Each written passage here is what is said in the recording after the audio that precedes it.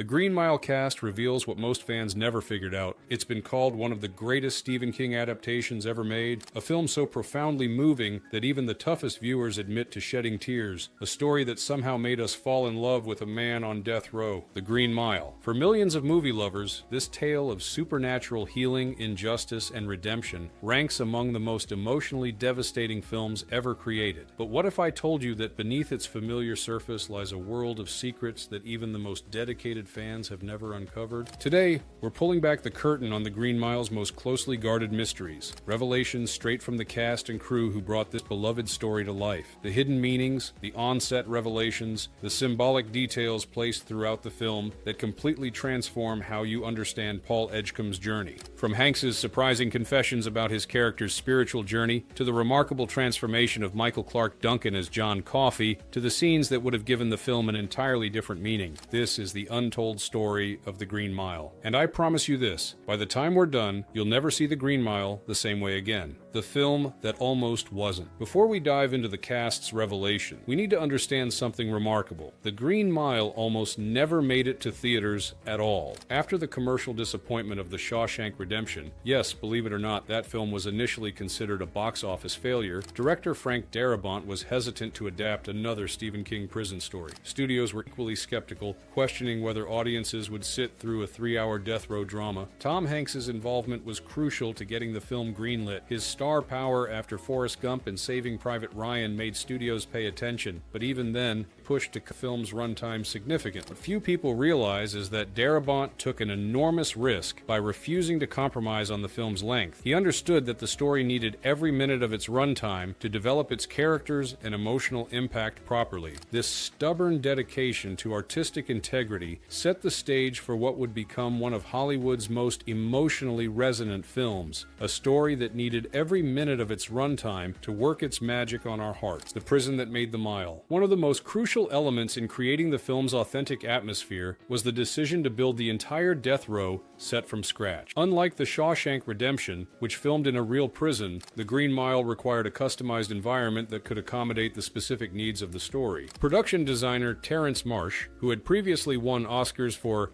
Dr. Zhivago and Oliver, constructed the mile with historical precision. The green linoleum that gives the mile its name was exactly the shade used in southern prisons of that era. Even the wiring and light fixtures were period authentic. David Morse, who played Brutus Brutal Howell, has discussed how the meticulously designed set affected the cast's performances. That set was something else. The Green Mile corridor itself was designed to create a sense of mounting dread the further you walked down it. The cells got darker, the lighting more ominous. The set wasn't just a backdrop, it became a character in the film. The production team even constructed a fully functional electric chair, nicknamed Old Sparky, that could simulate the execution sequences with terrifying realism. Special effects coordinator Charles Gibson built the chair with the ability to create controlled smoke and lighting effects that made the execution scenes disturbingly realistic. Sam Rockwell, who played Wild Bill Wharton, has noted that the execution scenes created a uniquely tense atmosphere on set. For Dell's botched execution, multiple cameras were used to capture the scene in as few takes as possible, as the prosthetic effects and pyrotechnics were both expensive and emotionally taxing for the cast and crew. The cast has revealed that Frank Darabont actually allowed them to experience the cell block in complete silence before filming began. For an entire afternoon, the actors were assigned to their characters' positions, guards at their posts, prisoners in their cells, and told to simply exist in the space without speaking. This exercise helped them internalize the weight and routine of prison life that would inform their performances. The characters behind the characters. What many viewers don't realize is that each of the main actors developed extensive backstories for their characters, details never explicitly mentioned in the film, but which informed every gesture, every line reading. Tom Hanks has discussed how he created a personal history for Paul Edgecombe that went far beyond the film's narrative. He envisioned Paul as a man who had seen combat in World War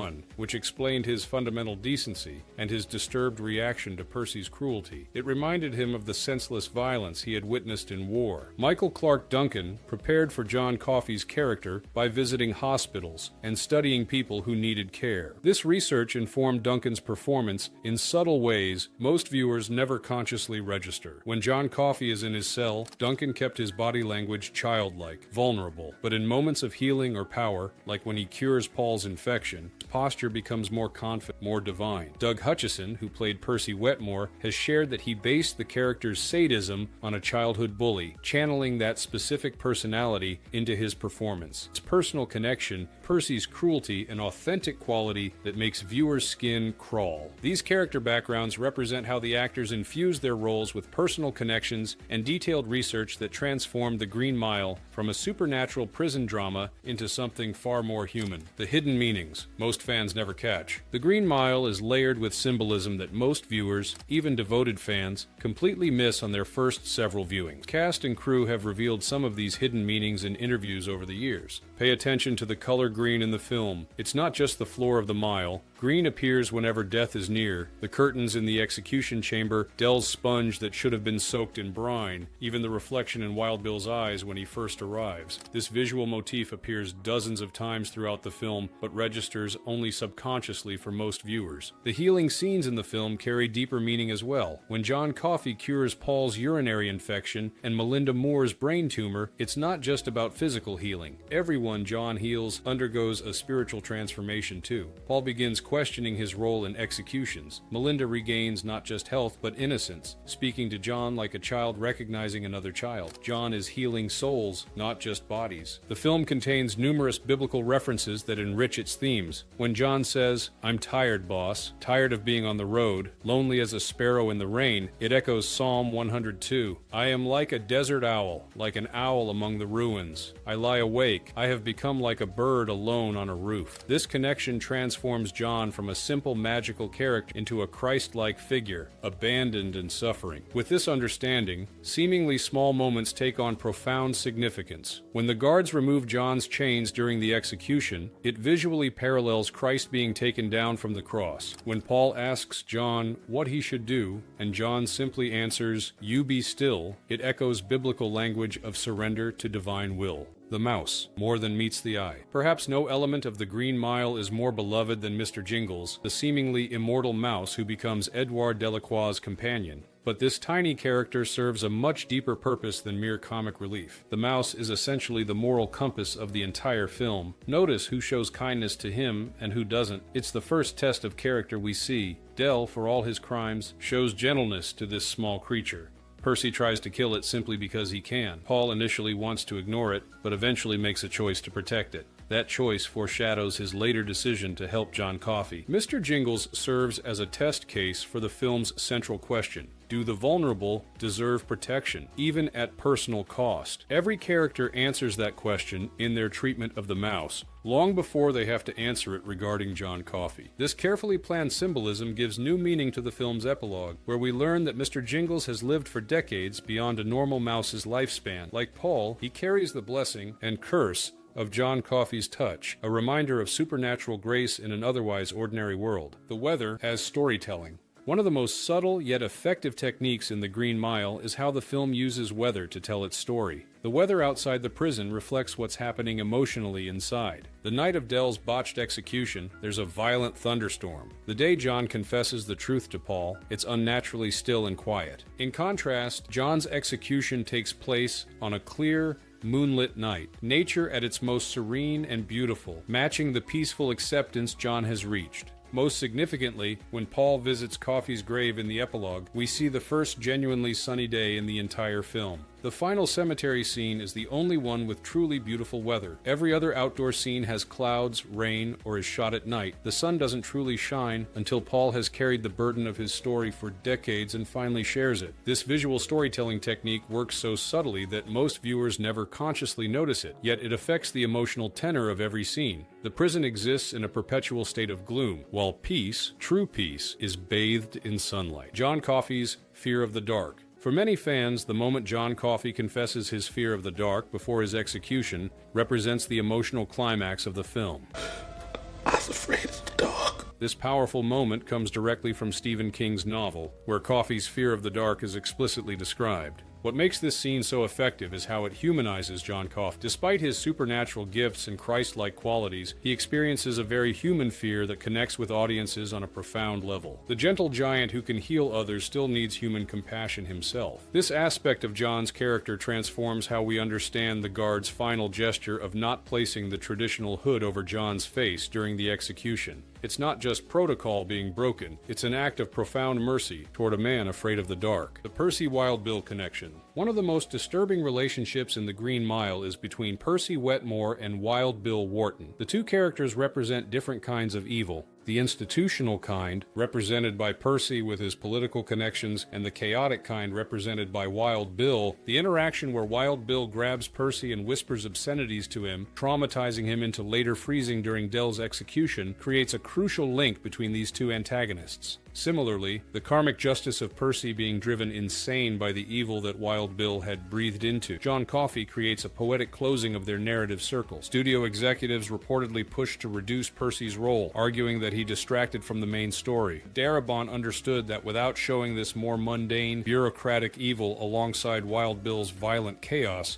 John's execution wouldn't carry the same moral weight. We needed to see how systems protect the Percy Wetmores of the world while condemning the John Coffeys. This context makes Percy's ultimate fate, catatonic in a mental institution, even more poignant. The man who abused his power so cruelly ends up as helpless as his former prisoners, protected only by the same system he once exploited. The miracle in The Green Mile, not what you think. While most viewers assume the primary miracle in the film is John Coffey's healing power, there's a much more nuanced interpretation to consider. The real miracle isn't John's supernatural abilities, it's the moral awakening he creates in Paul and the other guards. These men start the film as cogs in a killing machine, just doing their jobs. By the end, they're willing to risk everything, their careers, their freedom, potentially their lives, try to save an innocent man. This understanding transforms the film from a supernatural drama into something far more profound, a meditation on how, even within the most rigid systems, human conscience can awaken and lead to moral courage. John finds his own miracle as well. He finds men willing to treat him with dignity and believe in his innocence, even if they can't save him. After a lifetime of being feared and misunderstood, he experiences compassion. That's no small thing. This layered understanding of miracles helps explain why the film has resonated so deeply with audiences. It's not just a story about supernatural healing, it's about the miracle of moral awakening in ordinary people, the capacity to recognize injustice and refuse to participate in it, even at personal cost. The famous ending, almost completely different. Perhaps the most significant revelation about The Green Mile's production is that it almost had an entirely different ending. The powerful epilogue showing an aged Paul Edgecombe, still alive decades later due to John's touch, was nearly left on the cutting room floor. Studio executives reportedly pushed to end the film with John's execution. They argued that the epilogue with the elderly Paul living at a nursing home was unnecessary and that the film was already too long. But Darabont fought for that epilogue because the film isn't ultimately about death. It's about living with the consequences of our choices. Without seeing Paul decades later, still haunted by the execution of an innocent man, the audience would miss the true weight of the story. Interestingly, the scenes with older Paul were actually the first things shot during production. This created the emotional framework for the entire film, allowing the story to be told through the lens of memory and regret. The executives' desire to cut these scenes seems unfathomable now, given how perfectly they complete the story. Without that ending, The Green Mile would be a different film altogether, a film about a magical healing rather than a meditation on mortality, guilt, and the high cost of taking part in evil, even unintentionally. The scenes you never saw. While The Green Mile's 3-hour runtime allowed Darabont to include most of his vision, several scenes were reportedly left on the cutting room floor. According to cast and crew interviews, though never officially released, these deleted moments would have provided additional context to key characters and relationships. Among these reported deleted scenes was an extended sequence showing Paul Edgecombe's first day on the job at Cold Mountain Penitentiary, This would have established that Paul had never worked on death row before, making his moral journey even more pronounced. We would have seen this idealistic young man slowly realizing what his job would actually require of him. Another reported deletion involved more scenes with Jan Edgecombe, Paul's wife, played by Bonnie Hunt. These would have shown how Paul's experiences on the mile affected his home life and relationship, explaining subtle tensions in their scenes together, particularly when Paul first mentions John Coffey. For fans of the Green Mile, these reported missing pieces add another layer of interest to an already rich cinematic experience, possibility of narrative paths not taken, and character dimensions not fully explored in the final cut. Michael Clarke Duncan, from bodyguard to Oscar nominee. The story of Michael Clarke Duncan's journey to playing John Coffey represents one of Hollywood's most remarkable transformations, from celebrity bodyguard to Academy Award nominee in just a few short years. Before The Green Mile, Duncan's life couldn't have been further from Oscar ceremonies and red carpets. Standing 6 feet 5 inches and weighing nearly 300 pounds, he had worked as a ditch digger in Chicago and later as a bouncer and bodyguard for celebrities, including Will Smith and Martin Lawrence. His acting resume consisted of small roles as bouncers, security guards, and intimidating background characters. The casting of John Coffey was a monumental challenge. The character required not just physical presence, but an ability to project both childlike innocence and otherworldly wisdom. Duncan almost didn't audition for the role. His manager had to convince him to try out, as Duncan believed he wasn't actor enough for such a complex character. The audition itself has become Hollywood legend. Duncan was reportedly so nervous that he struggled with his lines, but when he delivered John Coffey's iconic "I'm tired of people being ugly to each other" monologue, the room fell silent. Darabont later said he knew immediately they had found John Coffey. To prepare for the role, Duncan worked with acting coach Larry Moss, famous for preparing numerous actors for transformative roles. He studied people who needed care, observed children to capture their unguarded reactions, and developed a softer physicality than his previous intimidating roles required. When filming began, Duncan still struggled with confidence. Tom Hanks became an impromptu mentor, offering guidance between takes and helping Duncan navigate his first major film role. When the film was released, critics who had never heard of Michael Clarke Duncan were stunned by his performance. He received Academy Award and Golden Globe nominations for Best Supporting Actor, an almost unprecedented achievement for someone with such limited prior acting experience. Though Duncan ultimately lost the Oscar to Michael Caine for The Cider House Rules, the nomination transformed his career and life. He went on to appear in major films including The Whole Nine Yards, Planet of the Apes, The Scorpion King, and Daredevil, never again playing unnamed security guards or bouncers. The transformation of Michael Clarke Duncan from bodyguard to Oscar nominee remains one of cinema's most inspiring stories, a testament to hidden talent, unexpected opportunities, and the courage to step into greatness when the moment arrives. The film's second life. The Green Mile's box office performance was respectable but not spectacular. Opening in December 1999, it earned $136 million domestically, a solid return on its $60 million budget, but not the blockbuster numbers some had expected from a Tom Hanks film. The film found its true audience through home video and cable television. It's the kind of movie that, when people discover it, they immediately want to share it with someone they care about. It spread through word of mouth, becoming one of the most watched films on cable television and a consistent bestseller in the DVD market. A film about patience, about taking the long view, needed patience from audiences. It's not a movie you watch casually. It demands your full emotional attention. That's not always what people want in theaters, but at home, they give themselves permission to be vulnerable. By 2020, the film had firmly established itself in the canon of modern American classics, frequently appearing on lists of the most emotionally impactful films ever made. What began as a risky adaptation had achieved something far more significant than mere box office success. It had become part of America's cultural heritage. The legacy, why The Green Mile endures. As The Green Mile approaches its 25th anniversary, the question arises, why has this particular film maintained such a powerful hold on audiences when other critically acclaimed dramas have faded from memory? The Green Mile speaks to something universal: fear of death, our hope for miracles, our desire to believe that even the most broken systems might still allow for moments of grace and humanity. And it offers no easy answers to the moral questions it raises. The film doesn't preach. It doesn't tell you what to think about capital punishment or spirituality or racial injustice. It shows you a story that touches on all those things and trusts you to wrestle with the implications. That's why it stays with people. It respects the audience's intelligence. This nuanced approach to profound themes, justice, mortality, faith, redemption, elevates The Green Mile above simple inspirational storytelling. It acknowledges the full complexity of the human condition while ultimately affirming our capacity for compassion and moral courage. The Green Mile is about what can't be taken from us, our essential humanity, our ability to choose compassion even within broken systems, our capacity to recognize injustice and stand against it, however imperfectly. As long as people grapple with these issues, this story will resonate. In a world where commercial entertainment often seems disposable, The Green Mile stands as a reminder that sometimes the stories that find the deepest place in our hearts are the ones that dare to confront us with difficult moral questions and trust us to find our own answers. The Green Mile reminds us why we fall in love with movies in the first place. It's not just entertainment, it's a mirror that reflects our deepest struggles and highest aspirations. Through examining its careful craftsmanship, we can appreciate what makes this film a modern masterpiece.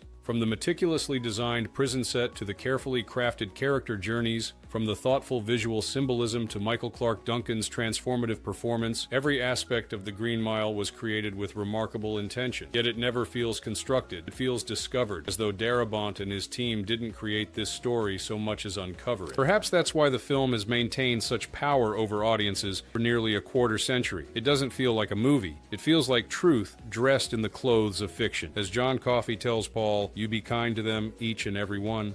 That's your job." If you've enjoyed these insights into The Green Mile, I invite you to experience the film again with fresh eyes. Look for the green color motif we've discussed. Notice how the weather reflects the emotional journey. Pay attention to Mr. Jingles and how each character's treatment of him foreshadows their moral choices. Most importantly, share this film with someone who hasn't seen it. There's something magical about watching someone experience The Green Mile for the first time, witnessing their discovery of a story that has touched so many lives. Don't forget to like this video and subscribe to our channel for more deep dives into cinema's greatest treasures. Hit the notification bell so you never miss our uploads. And leave a comment below telling us what you think is the most powerful moment in The Green Mile. Until next time, remember, we each owe a death, there are no exceptions. But sometimes, oh God, The Green Mile seems so long.